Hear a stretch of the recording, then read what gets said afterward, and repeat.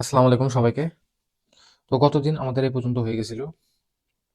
আজকে আমাদের শুরু হবে তোমার সেল স্ট্রাকচার থেকে। সেল স্ট্রাকচার থেকে আজকে আমরা পড়বো। মূলত আজকে আমরা সেল মেমব্রেনটা পড়ার চেষ্টা করবো, সেল মেমব্রেন স্ট্রাকচারটা। তো দেখো শুরু করি আমরা। এদিকে সেল স্ট্রাকচারে কি বলছে? The cell contain the cell contains highly organised physical structures called intercellular organelles. মানে এই যে সেলের ভিতরে যে এই জিনিসগুলো তোমরা দেখতেছো, মানে এই অর্গানেলস গুলো কন্টেইন করতে, সেটাই বলতেছে এগুলা সেলের জন্য খুবই ইম্পর্টেন্ট, সেলের ফাংশনের জন্য এগুলো মাস্ট লাগবেই। যেমন বলছে, যদি তোমার without one of the organelles like mitochondria যদি এই সেলের মধ্যে না থাকে, তো 90% অফ দ্য সেলস এনার্জি এখান থেকে আসতেছে। সো সব কিছু ইমিডিয়েটলি বন্ধ হয়ে যাবে। সো এই অর্গানেলস গুলো খুব ইম্পর্টেন্ট। তো এই জিনিসগুলো আর কি বলতেছে। এখন সেলের আমরা স্ট্রাকচারের মধ্যে membranous structure of the cell, শুরুতে আমরা যেটা দেখবো সেল মেমব্রেন, অর্থাৎ সেল মেমব্রেনের যে স্ট্রাকচারটা আছে আমরা সেটা দেখবো। Membranous structure of the cell, more মানে most intercellular organelles are surrounded by membrane. মানে মোস্ট বলতে কিছু ইন্টারসেলুলার অর্গানেলস আছে যেগুলো মেমব্রেন দ্বারা তোমরা পড়ছো, অবশ্যই এসএসসি তে পড়ছো। কিছু আছে মেমব্রেনাস, কিছু আছে নন মেমব্রেনাস। তো ওটাই আর কি বলতেছে। This is membranes play vital role. শুধু মেমব্রেন আছে এমন না, মেমব্রেন অবশ্যই একটা ভাইটাল রোল আছে, ঠিক আছে, in maintaining structure, organisation and function of the cell. This is separate different compartments of the cell allow specific activities to worker efficiently. দেখো এগুলা সেল, একটা সেল মেমব্রেন আর একটা সেল মেমব্রেন মানে একটা আলাদা কম্পার্টমেন্ট ফর্ম করতে সাহায্য করতেছে, ঠিক আছে, একটা আলাদা, দুটো আলাদা আলাদা কম্পার্টমেন্ট ফর্ম করতে সাহায্য করতেছে। এবং এদের স্পেসিফিক অ্যাক্টিভিটিস, কারণ এদের অ্যাক্টিভিটি কিছুটা ডিফারেন্স হইতেই পারে, হয়তো মাসেল সেলের কিছুটা আলাদা হতে পারে।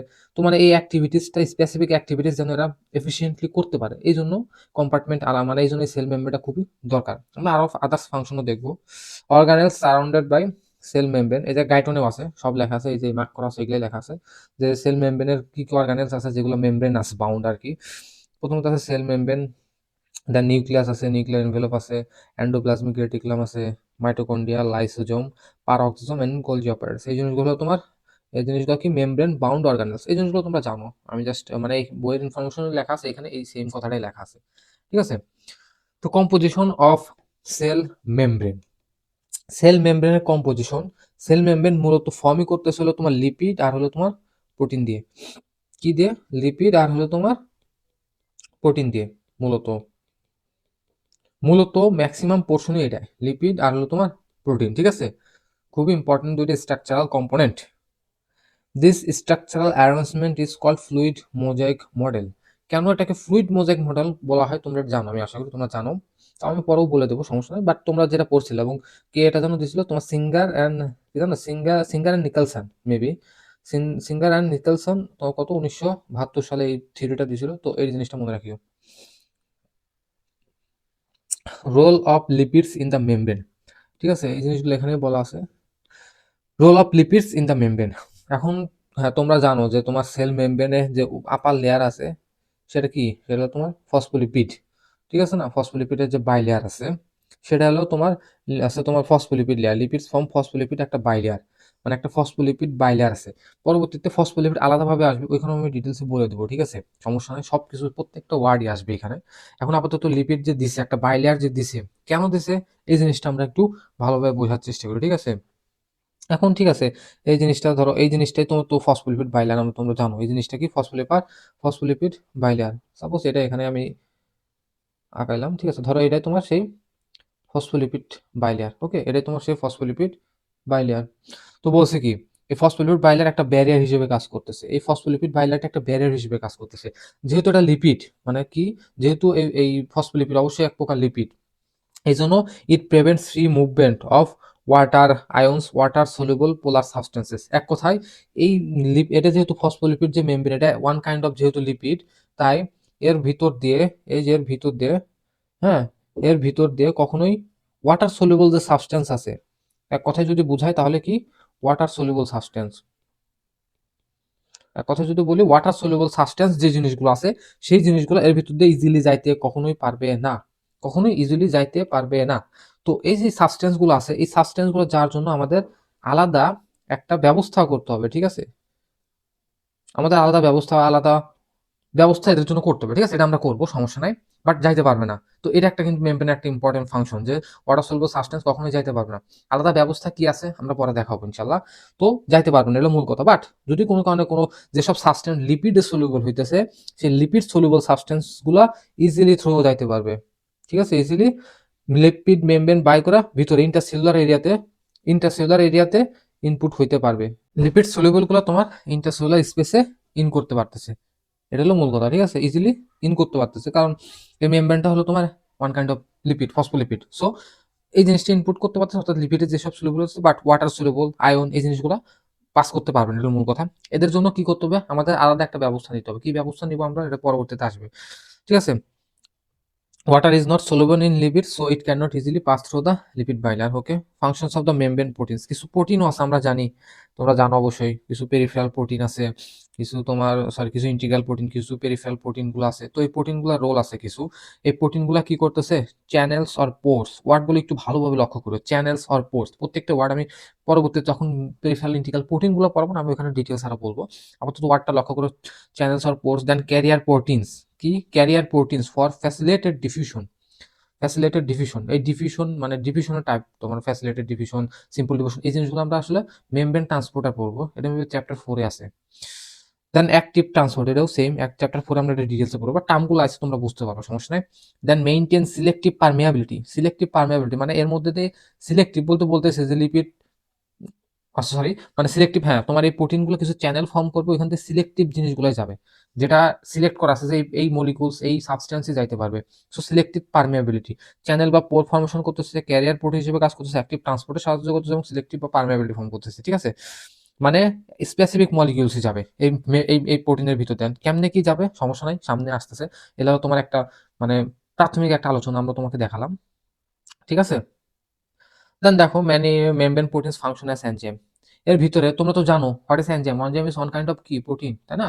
তো এই প্রোটিনগুলো যে থাকতেছে না তোমার ফসফোলিপিড, মেমব্রেনের ইন্টিগ্রাল পেরিফেরাল কিছু প্রোটিন আছে, এনজাইম হিসেবে কাজ করবে, কি হিসেবে কাজ করবে, এনজাইম হিসেবে কাজ করবে, কিছু চ্যানেল পোর হিসেবে কাজ করবে, কিছু অ্যাক্টিভ ট্রান্সপোর্টে সাহায্য করবে, ঠিক আছে। এখানে এনজাইমের কিছু কাজ মানে বলছে, যেমন ধরো আমরা জানি কি এটা মাইটোকন্ড্রিয়াল মেমব্রেনে তোমার এটিপি প্রোডাকশনের জন্য এনজাইম মোস্ট, তোমার বডির সব ক্ষেত্রে এনজাইম লাগবে, দেখবা তোমার বডির সব ক্ষেত্রে এনজাইম লাগবে, মাস্ট লাগবে।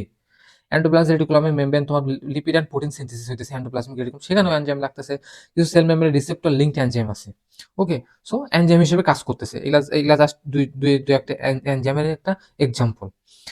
দেন importance of the membrane organisation, এটা আর কি বললাম যে মেমব্রেন অর্গানাইজেশন মানে এই ফসফোলিপিড মেমব্রেন যে তোমাকে ভাগ করতেছে না, একটা কম্পার্টমেন্ট ফর্ম করতে সাহায্য করতেছে, compartmentalization within the cell, prevents mixing of incomplete chemical reactions, যাতে আদার্স কেমিক্যাল রিয়াকশন ইজিলি এর মধ্যে মিক্সিং আপ না হইতে পারে। Increase efficacy and control of the cellular process, মানে ভিতরের সেলের ভিতরে যে কাজ ওইগুলা যেন এই সেলের যে কাজ এর ভিতরে যেন এই জিনিসগুলো ভালোভাবে চলতে পারে এবং কন্ট্রোল ওয়েতে চলতে পারে, এটার কথা বলতেছে। এই জন্য কম্পার্টমেন্টালাইজেশন করতেছে আর কি, ঠিক আছে, কম্পার্টমেন্টালাইজেশন করতেছে এই জন্য আর কি।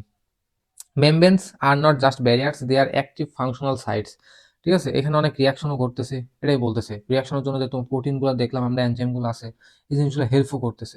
তো এই একটা বেসিক আইডিয়া দিল তোমাদের, যেটা তোমরা শুরুতে পাবা, ঠিক আছে। এই শুরুর প্যারাটার মধ্যে তোমরা সব পাবা, এই জায়গায় লেখা আছে, আমি যখন পড়লাম পোর, দেন স্পেশালাইজড পাথওয়েজ দরকার, then water and water soluble substances form, মানে যাইতে পারতেছে না, is not soluble in lipids, যার কারণে প্রোটিন মলিকুলস মানে প্রোটিন মলিকুলসের থ্রুতে ওয়াটার সলুবল সাবস্টেন্স গুলো যাইতেছে, এটা আমি পরবর্তী দেখবো। এটা মানে শুরু প্যারাতে এই জিনিসগুলো বলা আছে, কিছু স্পেসিফিক সাবস্টেন্সেস যাবে এই তোমার প্রোটিন মেমব্রেনের মধ্যে, কিছু প্রোটিন এনজাইম হিসেবে কাজ করতেছে, এই জিনিসগুলো এখানে বলা আছে।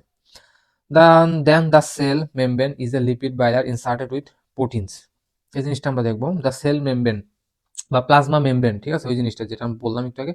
তো এখন দেখো ইন্ট্রোডাকশনটা দেখো, the cell membrane, also known as plasma membrane, সবাই জানি, surrounds the entire cell. It is thin, pliable and elastic. Thin মানে ঠিক আছে, এটা একটু পাতলা, সেটা সমস্যা নয়, প্লেবল বা ইলাস্টিক, এই মেমব্রেনটা কিন্তু একটু বাঁকানো যায়, বেন্ড করা যায়, বা এটা ইলাস্টিসিটি, একটু রাবারের মতন ইলাস্টিসিটি আছে এর মধ্যে, ঠিক আছে, ইলাস্টিসিটি আছে, একদম রিজিড না, মানে শক্ত না, হ্যাঁ, একদম শক্ত না, রিজিড মানে শক্ত, বাট শক্ত না, ইলাস্টিসিটি, ঠিক আছে। ইলাস্টিসিটি এটা তো অবশ্যই দরকার, ইলাস্টিসিটিটা সেল মেমব্রেন অবশ্যই দরকার, কেন দরকার আমরা দেখবো, ঠিক আছে। That separates the intracellular environment, from the extracellular environment. হ্যাঁ, ইন্টারসেলুলার এনভায়রনমেন্ট আর এক্সট্রাসেলুলার এনভায়রনমেন্ট এতদিন তুমি বুঝে গেছো। তো ইন্টারসেলুলার এনভায়রনমেন্ট কি, এই সেলের ভিতরে যে এনভায়রনমেন্ট এটা হলো ইন্টারসেলুলার। আমরা এক্সট্রাসেলুলার বাইরে ধরতেছি, তো এটার সাথে কি এটা সেপারেট না, এটা সেপারেশন করছে না? হ্যাঁ, এটা সেপারেশন করছে, এটা তোমার ইন্টারসেলুলার এক্সট্রাসেলুলার মধ্যে একটা সেপারেশন করে দিছে। তো এটা ইম্পর্টেন্ট। থিকনেস হলো 7.5 টু 10 ন্যানোমিটার্স। নেচার এটা আর কি, living, dynamic and selectively permeable, এটা খুব ইম্পর্টেন্ট আছে। ঠিক আছে। Chemical composition of the cell membrane, এটা খুব ইম্পর্টেন্ট আছে। দেখো ম্যাক্সিমাম হলো তোমার প্রোটিন, প্রোটিন হলো তোমার কত, 55% হলো প্রোটিন। দেন আছে তোমার ফসফোলিপিড, কোলেস্টেরল এবং আদার কিছু লিপিড, এগুলো মোটামুটি সবই কি লিপিডই। ঠিক আছে, এগুলো মোটামুটি সবই লিপিড। আর আছে হলো কার্বোহাইড্রেট, যেটা হলো তোমার 3%। ঠিক আছে, এই কম্পোজিশনটা ইম্পর্টেন্ট আছে। প্রোটিন হলো 55%, লিপিড হলো তোমার, লিপিড বলতে এই তিনটাই লিপিড, বুঝছো, এই তিনটাই লিপিড। আর হলো তোমার carbohydrate 3%। Sell membrane is composed of almost entirely protein and lipid, সবই দেখতেছো প্রোটিন আর লিপিডের সমন্বয়ে গঠিত। Basic structure of lipid bilayer, basic structure of lipid boiler, lipid boiler এখন বেসিক স্ট্রাকচারটা আমরা দেখতেছি। ঠিক আছে, আমরা জানি মেইনলি তোমার কি ফসফোলিপিড দিয়ে গঠিত, ম্যাক্সিমাম যা দেখবা সবই ফসফোলিপিড দিয়ে গঠিত। ঠিক আছে, তো ফসফোলিপিডে আমরা তো জানি দুটা পার্ট আছে, একটা হয়তো তোমার ফসফেট গ্রুপ। হ্যাঁ, এই যে গোলটা দেখতেছো এটাকে কি বলতেছে, এটাকে বলতেছে হলো তোমার ফসফেট গ্রুপ। এবং যে নিচের টেইলটা দেখতেছো, এই যে টেইল, এই টেইলটাকে কি বলতেছে, হোয়াট ইজ দিস, এই টেইলটা হলো তোমার ফ্যাটি অ্যাসিড। এই টেইলটা কি, এই টেইলটা হলো তোমার ফ্যাটি অ্যাসিডস। এবং এই যে তোমার ফসফোলিপিড, অর্থাৎ তোমার এই যে ফসফেট যে গ্রুপটা আছে, এই ফসফেটটা গ্রুপটা হলো তোমার হাইড্রোফিলিক। হাইড্রোফিলিক মানে কি তোমার, মানে কি বলে বাংলায়, কি বলে, পানি আকর্ষী। ঠিক আছে, পানির সাথে অ্যাট্রাক্ট হইতেছে, হাইড্রোফিলিক। হ্যাঁ, তো এটাকে বলতেছে কি, পানি আকর্ষী। এবং এই যে তোমার ফ্যাটি অ্যাসিড যেটা, এটা হলো তোমার হাইড্রোফোবিক পোর্শন। কি, হাইড্রোফোবিক পোর্শন, এইটা তো তোমরা জানো, আগেও পড়ছো। ঠিক আছে, এই স্ট্রাকচার, এটা একটা বেসিক স্ট্রাকচার, এই জিনিসটা একবার দেখিও। টেইল আছে, ঠিক আছে, হুম, টেইল, এটা হলো তোমার টেইল, এটা হলো তোমার ফসফেট যে হেড সেটা বলতেছে, এটা হলো তোমার হাইড্রো কি, হাইড্রোফিলিক। ঠিক আছে, হাইড্রোফিলিক, এই যে উপর দুপুরে যা দেখতেছো এগুলা সবই তোমার কি হাইড্রোফিলিক পোর্শন। ঠিক আছে, এই যে সবই হাইড্রোফিলিক পোর্শন। এবং এই যে এটা তোমার ফ্যাটি অ্যাসিড টেইল, আবার বলতেছে এটাকে কি বলতেছে, এটা বলতেছে ফ্যাটি অ্যাসিড টেইল। মানে কি ফ্যাটি অ্যাসিড টেইল, মানে কি এর মধ্যে ফ্যাটি অ্যাসিড দ্বারা এটা ফর্ম করতেছে, এটা ফ্যাটি অ্যাসিড টেইল বলতেছে। এবং এটা হলো হাইড্রোফোবিক। ঠিক আছে, হাইড্রোফোবিক, এই জিনিসটা হলো তোমার একটা বেসিক স্ট্রাকচার আর কি। এটাই বলতেছে যে টু লেয়ার্স অফ লিপিডস থাকতেছে, one molecule thick, two layers of lipid. ঠিক আছে, ফসফোলিপিড। হ্যাঁ, আমরা তো ফসফোলিপিড পড়লামই, এই যে তোমার ফসফোলিপিড। হ্যাঁ, এই যে তোমার ফ্যাটি অ্যাসিড টেইল, অর্থাৎ এটা পোলার হেড, এটা হলো নন পোলার। ঠিক আছে, এই ফসফোলিপিড দিয়ে তো তোমার এই মেমব্রেনটা ফর্ম হইতেছে, তাই না? তো এটা বলতেছে আর কি টু লেয়ারে থাকতেছে। এই হলো তোমার এক লেয়ার, আর এটা হলো তোমার আরেক লেয়ার, অর্থাৎ টু লেয়ারে এটা থাকতেছে। ওকে, টু লেয়ারে থাকতেছে। এবং বলছে each layer is one molecule thick, মানে ওয়ান মলিকুল থিক বলতে এই যে তোমার ফসফোলিপিড যে সাইজ না, এই সাইজ অনুযায়ী আর কি থিকনেস, অর্থাৎ এই হলো একটা ফসফোলিপিড দুটো টেল, এই হলো আরেকটা ফসফোলিপিড দুটো টেল, মানে এই বলছে এই পুরাটাকে ওয়ান মলিকুল বলতেছে। ঠিক আছে, এই পুরাটাকে হলো ওয়ান মলিকুল বলতেছে। হ্যাঁ, এই পুরাটাকে ওয়ান মলিকুল বলতেছে, each layer is one molecule thick. তো ইচ লেয়ার, তো এক layer is one molecule thick, তার আরেক লেয়ার আরেক মলিকুল থিক, আগে এটাই বলতেছে আর কি। Continuous over the entire surface of the cell, অর্থাৎ পুরা সারফেস ধরে আছে এই ফসফোলিপিড গুলা। Large globular proteins are embedded into the bilayer, অর্থাৎ এখানে বিভিন্ন ধরনের প্রোটিন ফর্মেশন তোমরা পাবা, গ্লোবুলার প্রোটিন গুলো থাকতেছে, ধীরে ধীরে সবে আসবে। The structure arrangement is call fluid mosaic model, এটাকে বলতেছে কি ফ্লুইড মোজাইক মডেল। এখন ফ্লুইড মোজাইক মডেল কেন বলতেছে, কারণ ইন্টার যে তুমি যে এইটা দেখতেছো, স্ট্রাকচার দেখতেছো, পুরোটাই কিন্তু ফ্লুইড পোর্শনের ভিতরে। ঠিক আছে, ফ্লুইড পোর্শনের ভিতরেই কিন্তু আসে আর কি। তোমার এক্সট্রাসেলুলার ফ্লুইড আছে, ইন্টারসেলুলার ফ্লুইড আছে, দেন মেমব্রেনটা একটা ফ্লুইডিটি মেনটেন করতেছে, অর্থাৎ ল্যাটারালি, মুভমেন্ট করতে পারে, কিন্তু একটু এরকম নড়াচড়া করতে পারতেছে, কিন্তু নড়াচড়া করতে পারতেছে, মানে ডান সাইড বাম সাইড একটু মুভমেন্ট করতে পারতেছে কিন্তু ওই সেল মেমব্রেনটা। হ্যাঁ, তো এবং এই ফ্লুইডিটি আছে, অর্থাৎ ফ্লুইডের ভিতরে আছে, এবং এর উপর দিয়ে বিভিন্ন প্রোটিন, অনেক প্রোটিন পাবা, কত অনেক প্রোটিন পাবা, দেখবো উপর উপরে প্রোটিন আছে, যেটা একটু মোজাইকের মতন দেখাচ্ছে, মোজাইকের মতন দাগ দাগ দেখাইতেছে। তো এই জন্য আর কি এটার নাম দিয়েছিল তোমার কি ফ্লুইড মোজাইক মডেল। ঠিক আছে, ফ্লুইড মোজাইক মডেল। আসলে বুঝতে পারছো, যদি এটা তোমরা পড়ছো, এইচএসসি দিয়ে পড়ছো, তোমরা জানো। তো এই জন্য এটাকে ফ্লুইড মোজাইক মডেল বলতেছে। ওকে, এটা তোমার বেসিক স্ট্রাকচার গেল। গেল তুমি বেসিক স্ট্রাকচার গেল। এখন আবার আস্তে আস্তে দেখো types of lipids in the cell membrane. Cell মেমব্রেনের টাইপস অফ লিপিডগুলো আমরা পাবো কি পাবো? ফসফোলিপিড পাবো, স্ফিঙ্গোলিপিড পাবো এবং কোলেস্টেরল পাবো। এই তিনটা লিপিড কিন্তু আমরা পাবো। এটা কিন্তু সবই বইয়েরই লাইন। এখানে আমরা এক্সট্রা আমি কোনো কিছু অ্যাড করি না, সবই বইয়েরই লাইন। তোমাকে পার্সেন্টেজ গুলো আমি দেখাইছিলাম, সেখানে এটা লেখা। দেন এই যে দেখো তিনটা টাইপস এর কথা লেখাই আছে, ঠিক আছে, সবই বইয়েরই লাইন। সো তিনটা টাইপস এর কথা এখানেও লেখা আছে। তো ফসফোলিপিড, স্ফিঙ্গোলিপিড এবং কোলেস্টেরল। তো আমরা এখন একটু মানে ডিটেলস এখন দেখতেছি। ফসফোলিপিড একটু আগেও তোমাকে আমি দেখাইছি, আরেকবার আমি দেখাইতেছি। 2-3 বার দেখলে পরে জিনিসগুলো একদম একদম মাথায় চলে যাবে। তাহলে মনে করো যে বই একবার পড়লে তোমার হয়ে যাবে আর কি, ক্লিয়ার হয়ে যাবে। Each phospholipid molecule has two distinct parts, মানে এই যে তোমার এই হাইড্রোফিলিক হেড, মানে যেটা কি পানি আকর্ষী, তাই তো। আর হলো হাইড্রোফোবিক টেইলস, যেটা ফ্যাটি অ্যাসিড টেইলের কথা বলতেছে। এই পোর্শনটাকে কি বলতেছে? এই পোর্শনটাকে বলতেছিল ফ্যাটি অ্যাসিড, ঠিক আছে, ফ্যাটি অ্যাসিড। এবং উপরেরটাকে কি বলতেছে? এটা ফসফেট গ্রুপ বলতেছে, ঠিক আছে, ফসফেট গ্রুপ। তুমি যদি এখানে দেখো, এখানে দেখবা স্ট্রাকচার, মানে তোমার এই যে তোমার ফসফেট আর কি, তুমি মানে কেমিক্যাল স্ট্রাকচারটা যদি দেখতে চাও এরকম ফসফেট, এবং নিচে হলো ফ্যাটি অ্যাসিড তেল পাবা। স্যাচুরেটেড ফ্যাটি অ্যাসিডও থাকতে পারে, সেটা আনস্যাচুরেটেড ফ্যাটি অ্যাসিডও থাকতে পারে। আসলে আনস্যাচুরেটেড ফ্যাটি অ্যাসিডের একটু স্ট্রাকচারটা দেখবা যে একটু বেন্ড করা থাকে, ঠিক আছে। মানে এটা হলো তোমার স্যাচুরেটেড যে ফ্যাটি অ্যাসিডটা দেখবে একদম স্ট্রেট, স্যাচুরেটেড ফ্যাটি অ্যাসিডটা একদম স্ট্রেট থাকবে, ঠিক আছে, একদম মলিকুলার স্ট্রাকচার এগুলো আর কি। যদি আনস্যাচুরেটেড দেখবে দেখবে একটু এরকম বেন্ড করা থাকে, ঠিক আছে। বেন্ড করা কেন থাকে? কারণ তখন বলছিলাম না যে সেল মেমব্রেন কিন্তু হালকা একটু স্লাইড ওয়াস একটু মুভমেন্ট চলে, ঠিক আছে। মুভমেন্টটা খুবই ইম্পর্টেন্ট, এই মুভমেন্ট চলে, বা এটাকে ফ্লুইডিটি তুমি বলতে পারো, ঠিক আছে, ফ্লুইডিটি, ঠিক আছে, এই ফ্লুইডিটি তুমি বলতে পারো। তো এই জিনিসটা চলে না, তো আনস্যাচুরেটেড ফ্যাটি অ্যাসিড এই জিনিসটা একটু ভালোভাবে করতে পারে, ঠিক আছে, কারণ একটু বেন্ড তো স্পেস বেশি, সো এই মুভমেন্টও একটু ভালোভাবে করতে পারে। তো আনস্যাচুরেটেড ফ্যাটি অ্যাসিড তোমার এই মুভমেন্ট একটু ভালোভাবে করতে পারে, এই জন্য এই জিনিসটা একটু বেন্ড না তো ওই, মানে বেন্ড দেখে এই মুভমেন্টটা করতে পারতেছে, এটা হলো মূল কথা, ঠিক আছে। তো এগুলো এত পেঁচানোর কিছু নাই, জাস্ট এই ইনফরমেশন গুলো আছে তাই আমি আর কি বলে দিলাম যে মানে আনস্যাচুরেটেড একটু বেন্ড থাকে এবং স্যাচুরেটেড এখানেও দেখো একটু বেন্ডই কিন্তু দিছে, ঠিক আছে। তো এটা আর কি স্যাচুরেটেড একটু স্ট্রেস থাকে। ফ্যাটি অ্যাসিডের তো তোমরা ক্লাসিফিকেশন জানো তাই না? না জানলে তোমরা একটা বায়োকেমিস্ট্রিতে ডিটেলস পড়বা, স্যাচুরেটেড আনস্যাচুরেটেড। তো এটা আর কি বলতেছে, ঠিক আছে। ফসফেট হেড, ফ্যাটি অ্যাসিড টেল, ঠিক আছে, এটা তোমার ফ্যাটি অ্যাসিড টেল। আর এটা তোমার ফসফেট হেড, ঠিক আছে। ওয়াটার সলিউবল, হাইড্রোফিলিক বা ওয়াটার সলিউবল। আর ভিতরে যেটা তোমরা ফসফেট মানে ফ্যাটি অ্যাসিড যে টেল দেখতেছো তোমার হাইড্রোফোবিক বা ফ্যাট সলিউবল। এই জন্য কিন্তু সহজে এই ফ্যাটি অ্যাসিড যে মাঝের তেল কিন্তু ভেদ করে, এই ভেদ করে মাঝের তেল কিন্তু ভেদ করে কোনো সাবস্টেন্স সহজে যাইতে পারবে না, ঠিক আছে। সেটা লিপিড সাবস্টেন্স যাইতে পারবে, বাট ওয়াটার সাবস্টেন্স কিন্তু যাইতে পারবে না, বাধা পাবে। তো এটা বুঝতেছো, স্ট্রাকচারের সাথে কিন্তু সবকিছু রিলেটেড। তো দেখো অ্যারেঞ্জমেন্ট ইন দা, এটা বলতেছে হাইড্রোফোবিক যে টেলস আছে ফেস ইনওয়ার্ড, হাইড্রোফোবিক যেটা সেটা হলো তোমার ইনওয়ার্ড, এবং হাইড্রোফিলিক যেটা আউটওয়ার্ড। অর্থাৎ তোমার কি মানে হাইড্রোফোবিক পোর্শন কোনটা? হ্যাঁ, হাইড্রোফোবিক যেটা আছে সেটা হলো যে এটা হলো তোমার ইনওয়ার্ড, ভিতরের দিকে দেখতেছো না, এটা হলো ইনওয়ার্ড অর্থাৎ ভিতরের দিকে আছে, ঠিক আছে। এবং এটা হলো তোমার আউটওয়ার্ড অর্থাৎ বাইরের দিকে আছে, ঠিক আছে, এক্সট্রা সেলুলার পোর্শনের দিকে আছে, এটা হলো তোমার আউটওয়ার্ড। তো এটাই আর কি বলতেছে ইনওয়ার্ড অ্যান্ড আউটার। আর হলো তোমার ইন্টারসেলুলার আর এক্সট্রা সেলুলার ফ্লুইড, আমরা জানি এগুলা কি বলতেছে।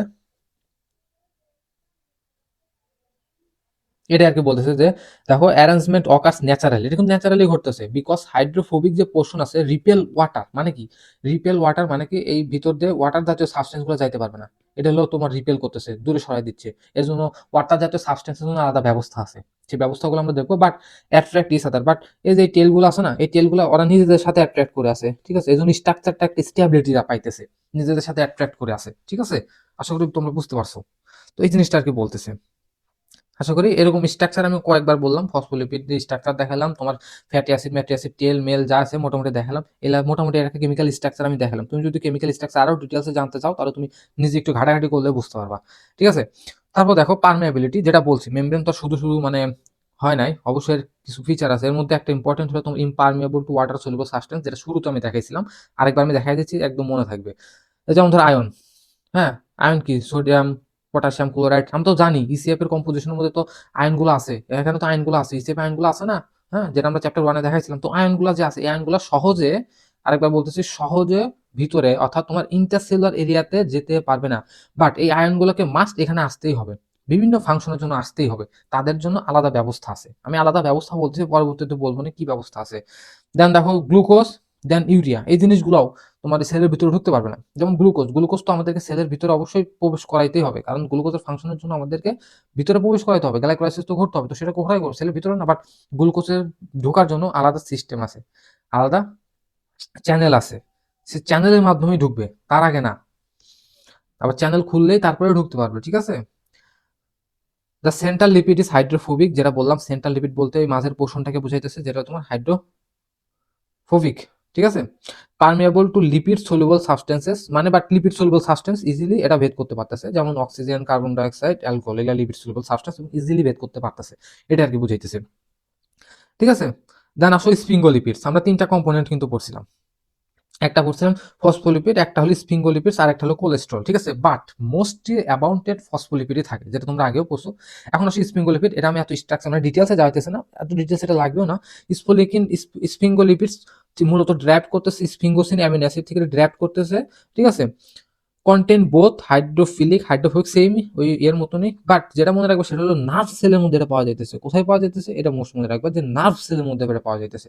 কিসের মধ্যে পাওয়া যাইতেছে? নার্ভ, ঠিক আছে। এই যে নার্ভ সেলগুলো আছে না, এই নার্ভ সেলের মধ্যে তুমি এই স্পিঙ্গোলিপিডটা পাওয়া যাইতেছে। কোথার মধ্যে পাওয়া যাইতেছে? নার্ভ সেলের মধ্যে, ঠিক আছে। এই জিনিসটা মনে রাখবা, small amount specially in the nerve সেলের মধ্যে এই জিনিসটা পাওয়া যায়, ঠিক আছে। কেন পাওয়া যাইতেছে? কারণ এই নার্ভ সেলে থাকার কারণে তোমার এই সিগন্যাল ট্রান্সমিশন খুব ইজি হয়। সিগন্যাল ট্রান্সমিশন কি তোমরা বুঝতে পারতো? সিগন্যাল মানে কি? নার্ভের মাধ্যমে তো বিভিন্ন সিগন্যাল পাস আউট হইতেছে না? হ্যাঁ, যদি আপাতত এভাবে মনে রাখো, আমরা যখন নার্ভাস সিস্টেম পড়বো তখন আমরা ডিটেলসে দেখবো, ঠিক আছে। যাক, সিগন্যাল ট্রান্সমিশন হইতেছে, তো এই সিগন্যাল ট্রান্সমিশন যেন দ্রুত হইতে পারে, এই জন্য তোমার এই স্পিঙ্গোলিপিড গুলো দরকার। দেন প্রোটেকশনও সাহায্য করতেছে, এবং অ্যাডাশন সাইটস ফর এক্সট্রা সেলুলার বিভিন্ন প্রোটিনস, ঠিক আছে। স্পিঙ্গোলিপিড গুলো বিভিন্ন অ্যাডেশন প্রোটিনের জন্য বাইন্ডিং সাইট হিসেবে কাজ করতেছে, এটা আর কি। বাট সিগন্যাল ট্রান্সমিশন, এটা মোস্ট একটু মনে রাখিও, সিগন্যাল ট্রান্সমিশনের জন্য খুবই দরকার। এটা গেলো তোমার কি স্পিঙ্গোলিপিডস। দেন আস্তে আস্তে হলো তোমার কোলেস্টেরল। তোমার কি এর মধ্যে কিন্তু কোলেস্টেরল আছে, ঠিক আছে। Cholesterol in the cell membrane, cholesterol is a lipid, cholesterol is a lipid with cholesterol is a lipid with fat soluble stored nucleus, ঠিক আছে। কোলেস্টেরলও কিন্তু আছে, cholesterol dissolve within the lipid bilayer. এখন কথা হলো কোলেস্ট্রল আছে, ঠিক আছে। কোলেস্ট্রল কোথায় আছে? কোলেস্ট্রল আছে হলো তোমার এই যে তুমি মানে এই যে ফসফোলিপিডের যে ফ্যাটি অ্যাসিড পোর্শনটা, বা তুমি এটা লেগ বলতে পারো, ফসফোলিপিডের যে লেগ, এই লেগের মাঝখানতে মাঝখানতে কোলেস্ট্রল গুলো আছে। এরকম মাঝখানতে মাঝখানতে তুমি কোলেস্ট্রল, যেমন এটা কোলেস্ট্রল, হলুদ হলুদ যা দেখতেছো সবই কোলেস্ট্রল, এই লেগের মাঝখানতে মাঝখানতে কোলেস্ট্রল গুলো আছে কিন্তু, ঠিক আছে। কোলেস্ট্রল এই লেগের মাঝখানতে, এটা তোমার হেড পোর্শন না, এটা তোমার হেড, ঠিক আছে। আর তোমার টেইল, বা আমি লেগ বলতেছি, তুমি পাও বলতে পারো, এটা মাথা, এটা পাও, এই পায়ের মাঝখানতে হলো কোলেস্ট্রল আছে। Cholesterol one kind of lipid, এবং এটা হলো তোমার কোলেস্ট্রল স্ট্রাকচার, জাস্ট দেখে রাখো, ডিটেলসে তোমরা পড়বা বায়োকেমিস্ট্রিতে, ঠিক আছে। এটা কোলেস্ট্রল স্ট্রাকচার। তো এই যে মাঝখানতে মাঝখানতে আছে, আরেকবার আমি বলতেছি যে তোমার এই যে এই দুই পাও, বা তুমি টেইল বলো, বা তুমি ফ্যাটি অ্যাসিড বলো, এই ফ্যাটি অ্যাসিডের মাঝখানতে মাঝখানতে অসংখ্য কোলেস্ট্রল তুমি পাবা, ঠিক আছে। এই কোলেস্ট্রলটা আছে, ওকে। এখানে কোলেস্ট্রলটা স্টে করতেছে, আশা করি বুঝতে পারছো কোলেস্ট্রল কোথায় আছে। কোলেস্ট্রল আছে এই ফ্যাটি অ্যাসিডে, যে ফ্যাটি অ্যাসিড দেখতেছো, ফ্যাটি অ্যাসিড এই টেইলের মাঝখান দিয়ে আছে, কোলেস্ট্রল আছে, ঠিক আছে। এটা তো আমরা আগেও দেখছি, আরেকবার দেখে রাখতে পারো। তোমার কি হাইড্রোফিলিক সারফেস, যেটা উপরে সারফেস, দেন হাইড্রোফোবিক রিজনে যে দুই ফ্যাটি অ্যাসিড যে গ্রুপটা আছে, আবার হাইড্রোফিলিক ইনার সেল, ঠিক আছে। দেন কি বলছে দেখো, কোলেস্ট্রল তো শুধু শুধু দেয় না, ঠিক আছে না, কন্ট্রোলস মেমব্রেন পারমেয়াবিলিটি, এটাও মেমব্রেন পারমেয়াবিলিটি মেনটেন করতেছে। কি করতেছে? মেমব্রেন পারমেয়াবিলিটি মেনটেন করতেছে, যাতে এটাও তোমার রিপেল করতেছে, যাতে কোনো ওয়াটার সলুবল সাবস্টেন্স এই জিনিসটা ঢুকতে না পারে, রিপেল করে দিচ্ছে, ঠিক আছে। Reduces excessive amounts of water soluble substances, এটাই বলতেছে, হ্যাঁ, মুভমেন্ট যাতে ওয়াটার সলুবল সাবস্টেন্স কম করে বা রিপেল করতেছে, ঠিক আছে। দেন রেগুলেটস মেমব্রেন ফ্লুইডিটি, দেখো আমি এটা স্টার্ট মার্ক দিছি, ঠিক আছে। মেমব্রেন ফ্লুইডিটি এই জিনিসটা খুব ইম্পর্টেন্ট, ঠিক আছে। এই জিনিসটা একটু বুঝতে হবে। প্রথমত প্রথমত আমি বলি হোয়াট ইজ ফ্লুইডিটি। হ্যাঁ, প্রথমত আমি যেটা বলবো সেটা তোমার হোয়াট ইজ ফ্লুইডিটি। ফ্লুইডিটি মানে কি? মানে তোমার একটু আগে তো আমি বললাম যে ফ্লুইডিটি মানে, তাই না? ফ্লুইডিটি মানে হলো তোমার এই যে তোমার ওই বাইলেয়ার, যে এই বাইলেয়ার, এক কথা ফসফোলিপিড বাইলেয়ার বা সেল মেমব্রেন, এই সেল মেমব্রেনটা না ল্যাটারালি বলতে ল্যাটারালি হালকা মুভমেন্ট করতে পারে, ঠিক আছে। সাইড টু সাইড হালকা মুভমেন্ট করতে পারে, আসলে বুঝতে পারতেছো একটু, মানে এই জিনিসটা, মানে এই যে দুই দুই লেগ বলতে গেলে, ঠিক আছে, লেগ বলতে গেলে আমি লেগ বলতেছি অ্যানালজিক্যালি, তো লেগ দিয়ে হালকা মুভমেন্ট করতে পারে, সাইড টু সাইড মুভমেন্ট করতে পারে, ঠিক আছে।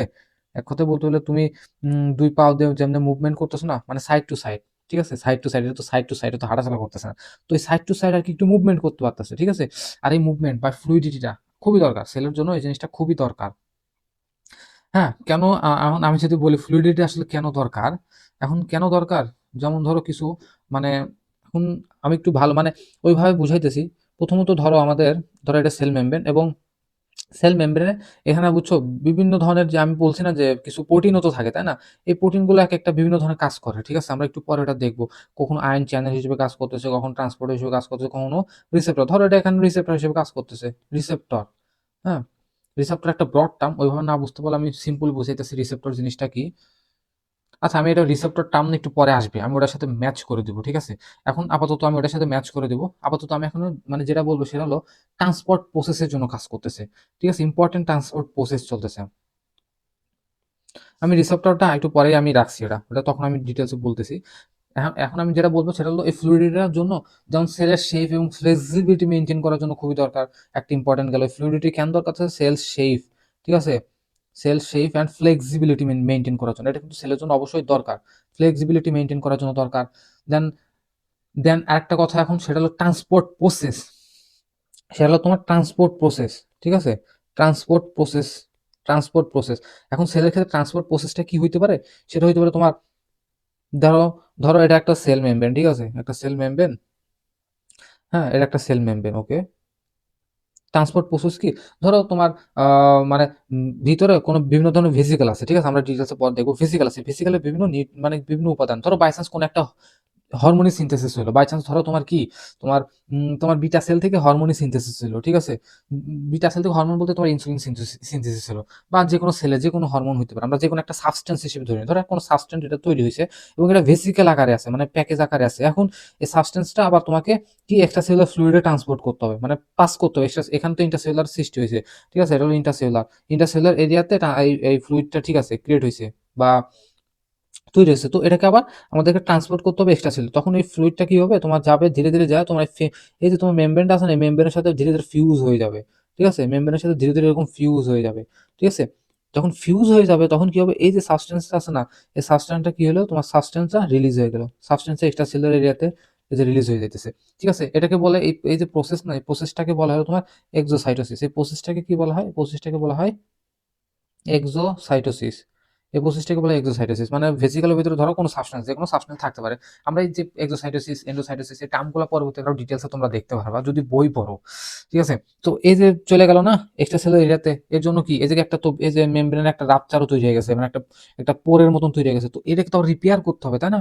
এই রিপেয়ারের জন্য ফ্লুইডিটিটা খুবই দরকার। যখন এই সাইড ল্যাটারালি মুভমেন্ট হইতেছে, তখন রিপেয়ার প্রসেসগুলো অটোমেটিকলি হয়ে যাইতেছে, ঠিক আছে? তখন এই মেমব্রেনটা আবার হয়ে যাইতেছে। দেন আবার আছে প্রসেস আছে এন্ডোসাইটোসিস, ঠিক আছে? এন্ডোসাইটোসিস, ধরো ধরো কোনো সাবস্টেন্স আছে, যে কোনো সাবস্টেন্স হতে পারে, এবং সেলের দরকার এই সাবস্টেন্সটা যেভাবে হোক ভিতরে, এই সাবস্টেন্সটাকে যেভাবে হোক আমাদেরকে ভিতরে আনতে হবে। তো সেল তখন কি করবে, সেল তখন তার মানে মানে বলতে গেলে এরকম সাবস্টেন্সটাকে এভাবে গ্র্যাব করবে, ঠিক আছে? এই সাবস্টেন্সটাকে এভাবে গ্র্যাব করবে, এরকম গ্র্যাব করবে, ধরে দেন এই জিনিসটাকে সে ভিতরের দিকে নিয়ে যাবে, ঠিক আছে? এই জিনিসটাকে সে ভিতরের দিকে নিয়ে যাবে, এই জিনিসটাকে সে কি করবে, সে ভিতরের দিকে নিয়ে যাবে। তখন হয়তো তার ভিতরে যে অর্গানেলস গুলো আছে সেখানে হয়তো এই জিনিসগুলো কাজে লাগবে, ঠিক আছে? এক কথায় এটা এই প্রসেসটাকে বলতেছিল তোমার এন্ডোসাইটোসিস, ঠিক আছে? এই প্রসেসটাকে কি বলতেছে, এন্ডোসাইটোসিস। এই প্রসেসটাকে বলতেছে হলো এন্ডোসাইটোসিস। সমস্যা নাই, এন্ডোসাইটোসিস আপাতত মানে আপেক্ষিক দৃষ্টিতে ভেবে বোঝার চেষ্টা করি, প্রসেসগুলো আরো ডিটেলস আমরা দেখবো, বাট মানে মূলত প্রসেস এরকমই, ঠিক আছে? তো এই যে এসে বললো, বাট এখানে একটা মেমব্রেনে তো একটা তৈরি হয়েছে, একটা পোরের মতন তৈরি হয়ে গেছে, বাট এই জিনিসটা তো আমাদেরকে রিপেয়ার দরকার, তাই না? তো রিপেয়ারের জন্য আর কি কি তোমার এই ফ্লুইডের মুভমেন্ট, এদিক এদিক মুভমেন্ট হলে পরে কি রিপেয়ার হয়ে যেতেছে, ঠিক আছে? দেন রিপেয়ার হয়ে গেল। তো এই জিনিসগুলো জন্য আমাদের দরকার। দেন আবার হইতে পারে কি মেমব্রেন বায়োসিনথেসিস হইতে পারে, হয়তোবা এই তোমার যে সেল ডিভিশনের সময়, তোমার এই যে এই সেল ডিভিশনের জন্য তোমার এই মেমব্রেনের বায়োসিনথেসিস হইতে পারে, ঠিক আছে? বায়োসিনথেসিস হইতে পারে, মেমব্রেন, নতুন মেমব্রেন তৈরি হতে পারে। তো মেমব্রেন বায়োসিনথেসিসের জন্য তোমার এই ফ্লুইডিটি মুভমেন্টটা খুবই দরকার। আমি কিন্তু কেন করা যাচ্ছে আমি বলতেছি, ফ্লুইডিটি মুভমেন্টটা কেন তোমার সেলের জন্য ইম্পর্টেন্ট, হোয়াই। শুধু শুধু তো আর হবে না, অবশ্যই ইম্পর্টেন্ট। তো এর মধ্যে কয়েকটা রিজন কিন্তু আমি অলরেডি দেখাই দিছি। কোনো কারণে রিসেপ্টর হইতে পারে, বলছি রিসেপ্টরটা আমি পরে দেখাইতেছি, ওটার সাথে তখন আমি মিলাই দিচ্ছি, কারণ রিসেপ্টরটা আমি ডিটেলসে রাখছি পরে। তো রিসেপ্টর হইতে পারে, দেন ট্রান্সপোর্ট প্রসেসের কারণ হইতে পারে, ট্রান্সপোর্ট প্রসেসের মধ্যে এই যে এক্সোসাইটোসিস, এন্ডোসাইটোসিস, দেন তোমার মাসেল মেমব্রেন বায়োসিনথেসিস হইতে পারে, দেন সেল শেপ এবং ফ্লেক্সিবিলিটি, এই কারণে এই জিনিসটা খুবই দরকার, ঠিক আছে? ফ্লুইডিটি মুভমেন্ট এই জন্য আর কি দরকার আমাদের। দেন আরেকটা জিনিস ইম্পর্টেন্ট, সেটা হলো তোমার, দেন আরেকটা জিনিস দেখো, আমি এই জায়গায় একটা ফিগার অ্যাড করছি, যে তোমার হাই টেম্পারেচার আর হলো তোমার লো লো টেম্পারেচারের, ঠিক আছে? হাই টেম্পারেচার এবং লো টেম্পারেচার, মানে এই জায়গায় একটা কথা বলছে যে তোমার হাই টেম্পারেচারে মানে হাই টেম্পারেচারে তোমার কি হইতেছে, তোমার ভেরি ফ্লুইড, অর্থাৎ মানে মানে হাই টেম্পারেচারে নর্মালি কি হয়, তোমার বডি যদি টেম্পারেচার কোনো রাইজ করে না, তখন তোমার কি হয়, এই যে এই মানে এটা তো তোমার মানে তোমার কি সেল মেমব্রেনের ফ্লুইডিটি অনেক বেশি বাড়ে যায়, টু ফ্লুইড হয়ে যায় হাই টেম্পারেচারে। ঠিক আছে, টু ফ্লুইড হয়ে যাইতেছে, টু ফ্লুইড মানে মেমব্রেন এক্সট্রা পরিমাণে তোমার মুভমেন্ট চলতেছে। ঠিক আছে, এক্সট্রা মুভমেন্ট চলতেছে। হ্যাঁ, এখন এক্সট্রা মলিকুলার মুভমেন্ট চলতেছে হিটের কারণে, বুঝছো, টেম্পারেচার বাড়ার কারণে। এখন যদি এক্সট্রা মুভমেন্ট চলে না, তখন কি হতে পারে, মেমব্রেনের যে স্ট্রাকচারটা আছে না, হ্যাঁ, মেমব্রেনের স্ট্রাকচার ডিস্ট্রয় হতে পারে। ঠিক আছে, ঠিক আছে, মানে যে কোনো সমস্যা হতে পারে, স্ট্রাকচারটা ডিস্ট্রয় হয়ে যেতে পারে। তো এটা অবশ্যই বডির জন্য উপকার না। তো এই কারণে তোমার এক্সট্রা পরিমাণ তোমার যদি কোলেস্ট্রল থাকে, যে মাঝখানতে তুমি দেখতে পাচ্ছ না, এগুলো হলো কোলেস্ট্রল। যে কোলেস্ট্রলটা কি করতেছে, এই মুভমেন্টটাকে একটু তোমার ব্যালেন্সে আনতেছে, মুভমেন্টটাকে একটা কন্ট্রোলডে আনতেছে। ঠিক আছে, এই কোলেস্ট্রলটা, ঠিক আছে, মাঝখান দিয়ে একটু স্পেস মানে স্পেস ফিল আপ করে দিচ্ছে, তাতে এই কোলেস্ট্রলটা তোমার কি ইনক্রিজ রিজিডিটি। রিজিডিটি মানে হলো একটু শক্ত করে দিচ্ছে, যাতে মুভমেন্টটা ব্যালেন্সে থাকে, কন্ট্রোল থাকে। ঠিক আছে, এটা হাই টেম্পারেচারে এই জিনিসটা হয়। আমি আশা করি বুঝতে পারছো, মানে এত পেছানোর দরকার নাই। কি হইতেছে, মানে কোনো কারণে যদি বডি টেম্পারেচার বাড়ে, তো সেই ক্ষেত্রে কি হইতেছে, এই মানে মেমব্রেনের ফ্লুইডিটি বাইরে যেতেছে, এক কথা বলতে নড়াচড়া বেশি করতেছে, বাট এটা সেলের জন্য ভালো না। এই যে কোনো কারণে তোমার মেমব্রেনের ভিতরে যে স্ট্রাকচার গুলো আছে, এগুলো আনস্টেবল হয়ে যেতে পারে, ডিস্ট্রয় হতে পারে। তো এই কারণে যখন এই কোলেস্ট্রল এই মাঝে মাঝে থাকলে পরে তোমার, মানে এটা মেকানিজম অনুসারে হয় আর কি, যে তখন মাঝে মাঝে আসা তোমার কি করতেছে, রিজিডিটিটা বাড়ায় দিচ্ছে বা কন্ট্রোল করতেছে, যে এত মুভমেন্টের দরকার নাই, স্লাইটলি মুভমেন্ট যতটুকু দরকার। এটা হাই টেম্পারেচার হইতেছে। ঠিক আছে, এত পেছানোর দরকার নাই কি না কি হয়, জাস্ট যতটুকু বলেছো ততটুকু মনে রাখো, তাহলেই হবে। দেন লো টেম্পারেচার আবার কি হয়, দেখো লেখছি, লো টেম্পারেচার আবার ভেরি রিজিড হয়ে যেতেছে, মানে টু হার্ড হয়ে যেতেছে। টু হার্ড বলতে মেমব্রেনের মুভমেন্টই তখন কমে যেতেছে। হ্যাঁ, আমি তো কিন্তু বলছি মেমব্রেনের মুভমেন্ট মাস্ট দরকার, এর আগে কিন্তু এটাই বুঝাই দিছি, বা ফ্লুইডিটি দরকার। কিন্তু টু রিজিড থাকলে পরে কি হইতেছে, তখন এই মেমব্রেনের তোমার কি হইতেছে, রিজিড, রিজিড মানে শক্ত। রিজিড মানে কি, রিজিড মানে শক্ত। মেমব্রেনটা তখন আর মুভমেন্টই করতেছে না, একদম শক্ত হয়ে গেছে। ঠিক আছে, তো এই কোলেস্ট্রল থাকলে পরে কি হইতেছে, তখন ফ্লুইডিটিটা বাড়তেছে। ঠিক আছে, কোলেস্ট্রল থাকতে তখন ফ্লুইডিটিটা বাড়াইতে পারতেছে। তো এই জিনিসটাই আর কি তোমার, এই কোলেস্ট্রলের একটা ভূমিকা আছে। ঠিক আছে, কোলেস্ট্রল একটা ভূমিকা। তার আগে আমি বুঝাই নিছি যে কেন তোমার মেমব্রেনের ফ্লুইডিটির দরকার, এবং এই যে কোলেস্ট্রলটা কিন্তু এই ফ্লুইডিটিটা ভালোভাবে মেনটেন করতেছে। ঠিক আছে, prevents membrane from becoming too rigid or too fluid, এই যে টু রিজিড এবং টু ফ্লুইড হওয়া থেকে বিরত রাখতেছে, ব্যালেন্স রাখতেছে। ঠিক আছে, কি রাখতেছে, ব্যালেন্স রাখতেছে, কন্ট্রোল রাখতেছে। ঠিক আছে, আমি আশা করি বুঝতে পারছো তোমরা।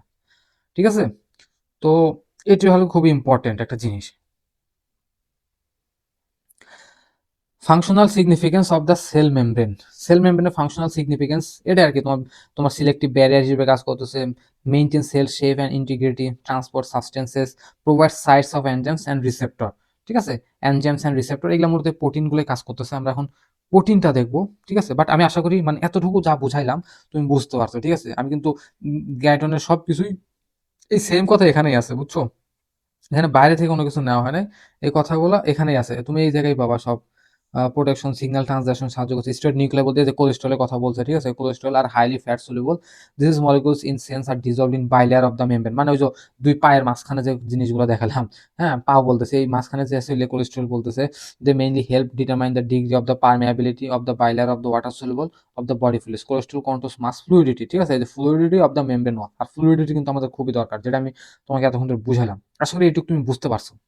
ঠিক আছে, আর আমি ভাবতেছি মনে করছো এমনি লেকচার মনে লেন্থ বেশি হয়ে গেছে, আর মানে প্রোটিনটা আমি একটু পরে বুঝাইতেছি। ঠিক আছে, আল্লাহ হাফেজ সবাইকে, অবশ্যই সবাই ভালো থাকবা।